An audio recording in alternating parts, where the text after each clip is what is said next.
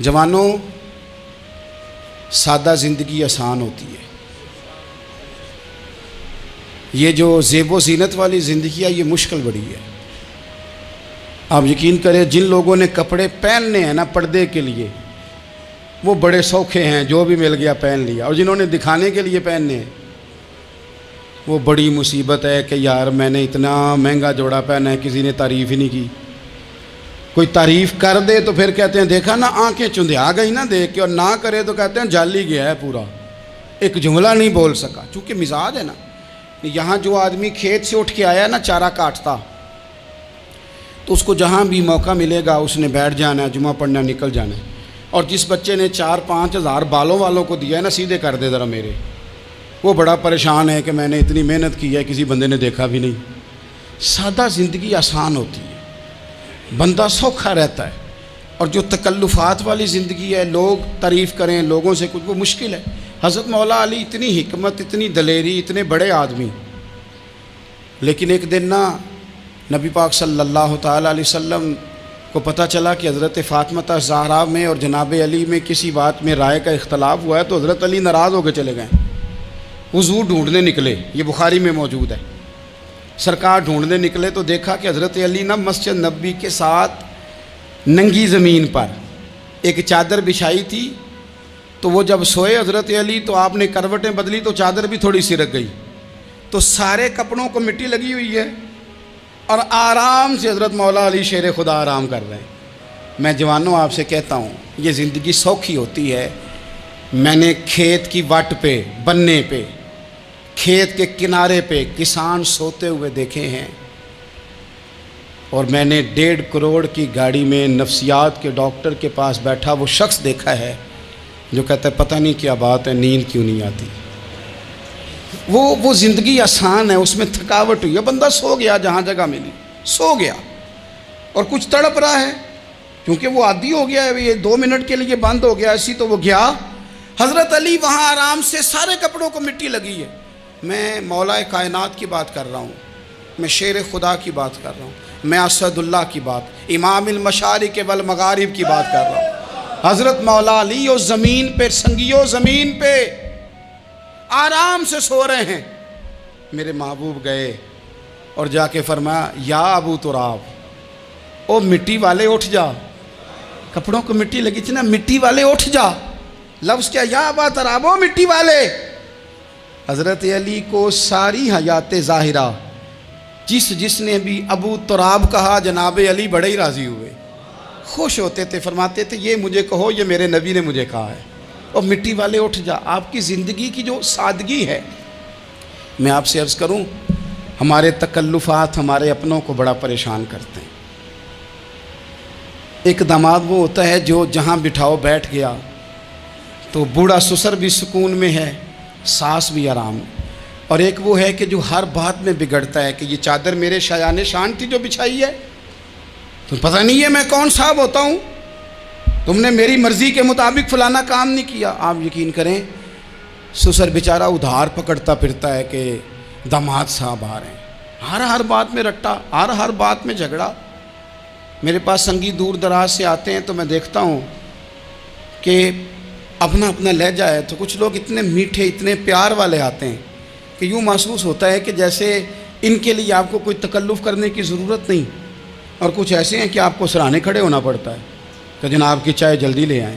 مزاج نازنی پہ بعض چیزیں گراں گزرتی ہیں، تو بھائی جب آپ سادہ اور آسان ہو جاتے ہیں تو آپ دوسروں کے لیے بھی دشواری کم پیدا کرتے ہیں۔ حضرت علی شیر خدا کہتے ہیں بھوک لگ گئی تھی، بڑی بھوک بڑی لگ گئی، اور حالات غربت کے تھے، آزمائش تھی، تو فرماتے ہیں کہ میں نے سوچا مزدوری نہ کر لیں۔ ہم کیا کرتے ہیں، جو زیادہ غریب ہے وہ مانگ لیتا ہے، جو درمیانے طبقہ ہے کا وہ ادھار لے لیتا ہے۔ حضرت مولا علی نے کیا فرمایا، فرمایا مزدوری نہ کر لیں، چونکہ حالات کچھ اور تھے۔ تو حضرت مولا کائنات شیر خدا کرم اللہ تعالیٰ وجہ الکریم فرماتے ہیں، یہ سادگی دیکھیں۔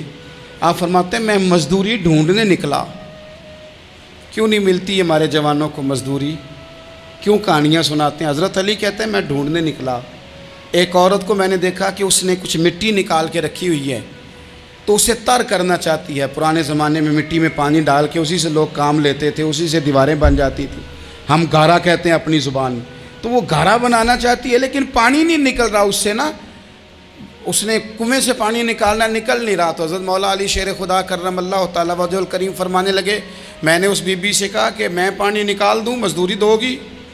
اس نے کہا میں بھی مزدوری تلاش کر رہی تھی، ایک پانی کا ڈول آپ نکالیں گے اور مٹی پہ ڈالیں گے تو ایک کھجور دوں گی۔ حضرت علی فرماتے ہیں گرمی بڑی سخت تھی، میں نے 16 ڈول پانی کے نکالے، 16 برتن بھر کے پانی نکالا اور اس مٹی پہ ڈالا، پھر میں ہاتھ دھو کے آیا اور اس خاتون کے پاس بیٹھا تو اس نے مجھے، او مزدورو کمزور کمزور پڑھتے ہو، پیچھے پیچھے ہو کے بیٹھتے ہو، خیال بناتے ہو کہ ہم کوئی کمزور لوگ ہیں، یہ دیکھو میں کن کی بات کر رہا ہوں، جن کا پیار ایمان ہے، جن کی محبت ایمان ہے۔ حضرت مولا علی شیر خدا تمہیں سبق دے رہے ہیں کہ حکمت، دانائی، بہادری اور پھر سادگی۔ مجھ سے کئی دفعہ لوگ پوچھتے ہیں آپ کے والد صاحب، تو میں نے کبھی جھجک کے نہیں بتایا، نہیں میرے ابا پروفیسر نہیں تھے، میرے ابا پیر نہیں تھے، میرے والد صاحب جو تھے وہ عالم نہیں تھے، لیکن مجھے فخر ہے جب ان کا انتقال ہوا اور میں انہیں غسل دے رہا تھا تو اس وقت بھی ان کے ہاتھوں پہ چھالے تھے، اس لیے کہ وہ مزدور تھے، وہ محنت کرتے تھے، انہوں نے جیبیں کاٹ کے روٹی نہیں کھائی، انہوں نے ہمیں جو کما کے کھلایا ہے وہ محنت اور مزدوری کا ہے۔ میں ناز سے کہا کرتا ہوں الحمدللہ میں کسان کا بیٹا ہوں، میں اس کا بیٹا ہوں جو دھرتی کا سینہ چیر کے اناج اگاتے تھے۔ اور میں نے دیکھا ہے کہ جب بڑولے میں میری اماں گندم بھرنے لگتی تو میرے والد صاحب فرماتے تیاں تیانیاں دا حصہ بھی کٹ لئی، غریباں دا بھی کٹ لئی، فلاں دا بھی، تے فلاں آدمی دی گندم عید کی تھوڑی ہوئی ہے، وہ 2 بوریاں ادھر بھی بھیجنی ہے۔ تو وہ جو غریبی کی سخاوت تھی اور وہ جو سادگی کی سخاوت تھی، اس کے اندر جو رانائی تھی اور اس کے اندر جو جذبہ اور شوق تھا، مزدور کا بیٹا پیچھے پیچھے جاتا ہے اور وہ گھبرا کے زندگی گزارتا ہے، تمہیں تو سر اٹھا کے جینا چاہیے۔ اس لیے کہ حضرت مولا علی شیر خدا کہتے ہیں میں مزدوری کر کے کھجوریں کما کے لایا، اور لا کے نہ تو میں نے اکیلے نہیں کھائیں وہ، کیونکہ قحط کا دور تھا، حالات اور تھے، فرماتے ہیں لا کے حضور کو پیش کی۔ میں نے کہا حضور یہ کھجوریں ہیں، تو کریم نے پوچھا کہاں سے آئی ہیں؟ میں نے عرض کی حضور بھوک بڑی لگ رہی تھی تو مزدوری کے لیے نکلا، تو ایک عورت نے اپنے مٹی کو پانی لگانا تھا تو میں نے محنت کر کے یہ 16 کھجوریں کھائی ہیں۔ تو کہتے ہیں حضور زمین پہ بیٹھے تھے، مجھے بھی ساتھ بٹھا لیا، کھجوریں ہم نے وہاں رکھ لی، بڑے شوق سے میٹھی میٹھی باتیں بھی ہونے لگیں۔ یہ تو جو لوگ روز کھاتے ہیں نا گوشت، وہ تو نخرے کرتے ہیں، کہتے ہیں وہ جناب یہ ذرا یہ چیز مجھے ہضم نہیں ہوتی، کولیسٹرول ہے فلان، پیچھے لے جاؤ پیچھے۔ لیکن کبھی آپ دوپہر کو مزدور کو روٹی کھاتے دیکھیں، وہ جس طرح ہاتھ دھوتا ہے اور پونے کو اچار لگ جاتا ہے سارا جو وہ باندھ کے لایا ہوتا ہے، اور لیکن جب وہ کھا کے کھانا اچار کے ساتھ آسمان کی طرف دیکھتا ہے، لفظوں میں نہیں، چونکہ لفظ تاثیر سے بنتے ہیں تلفظ سے نہیں، اہل دل آج بھی ہیں اہل زبان سے آگے، وہ جو لہجے سے رب کا شکر ادا کرتا ہے تو اس کی آنکھوں کی روشنی بتاتی ہے کہ جو اس نے کھایا ہے اس نے رب کا شکر بھی صحیح کر کے ادا کیا ہے، پھر اٹھ کے کام۔ تو حضرت مولا علی شیر خدا کہتے ہیں حضور نے مجھے وہیں بٹھا لیا اور رغبت سے کھجوریں کھانے لگے۔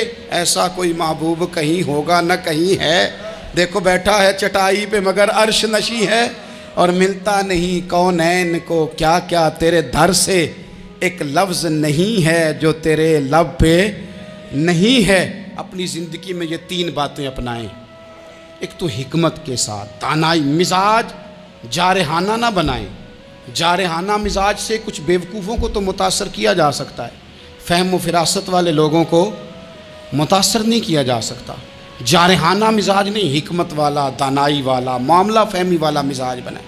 اور دوسرا، کمزور نہیں پڑے زندگی میں، اپنے آپ کو خود حوصلہ دیں، اپنے آپ حوصلے میں ہوں گے تو آپ کے ارد گرد لوگ تسلی میں ہوں گے، آپ اپنے مزاج میں دلیری لائیں۔ اور تیسری بات، زندگی کو سادہ کریں، یہ سادہ ہوگی آپ کے لیے، آپ کے گھر والوں کے لیے، سب کے لیے آسانی ہو۔ جو آدمی گھر جاتا ہے اور مصیبت کھڑی کر دیتا ہے نا میں آ گیا ہوں، تو اس کے گھر والے بھی بڑے پریشان ہیں، اس کے بچے یہ دعا نہیں کرتے ابا جی گھر آئیں، بلکہ یہ دعا کرتے ہیں کہ یہ آئے ہیں تو اللہ جانے کب جائیں گے۔ حضور کو مکہ بھی بڑا ہی پیارا، اس شہر سے بھی رسول کائنات کو بڑی ہی محبت. لیکن پتہ ہے مسلمانوں کو مدینے سے اتنا پیار کیوں ہے؟ یہ محبت ذاتی نہیں، یہ بھی خدائی ہے.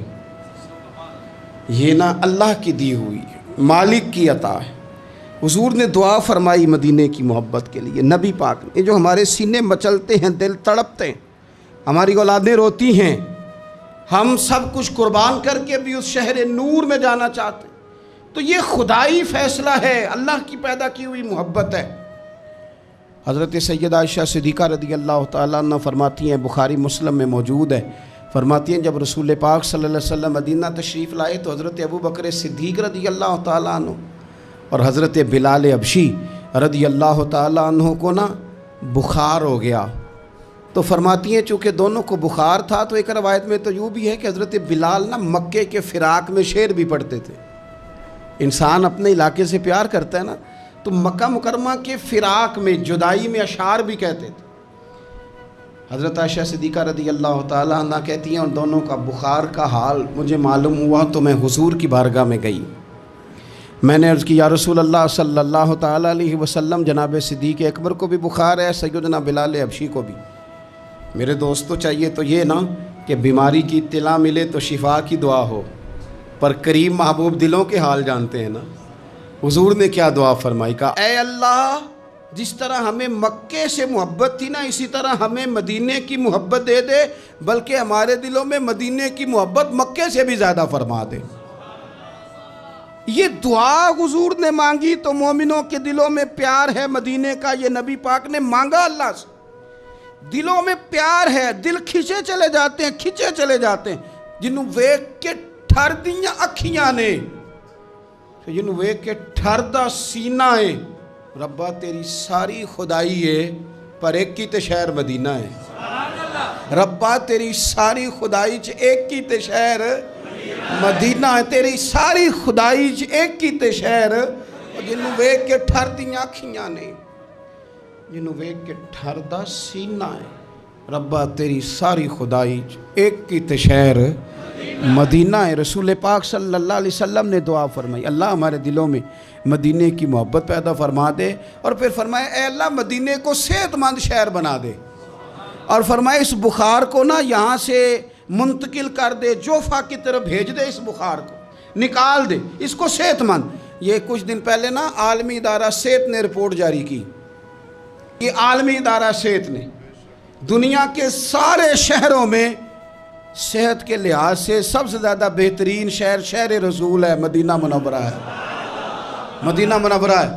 ہم عالمی ادارہ صحت والوں سے کہتے ہیں تم رپورٹ نہ بھی نہ جاری کرتے، تم نے تو آج رپورٹ جاری کی ہے نا، تو یہ رپورٹ تو فرشتوں نے پہلے بنا لی تھی، اس لیے کہ حضور نے دعا کی تھی اللہ مدینے کو صحت والا شہر بنا دے. وہاں تو بڑے بڑے بیمار جا کے ٹھیک ہو جاتے ہیں، بڑے بڑے کمزور جا کے تندرست ہو جاتے ہیں، بڑے بڑے بوڑھے جا کے لگتا ہے توانا ہو گئے. وہ تو شہر ہے، کیا باتیں ہیں اس شہر کی.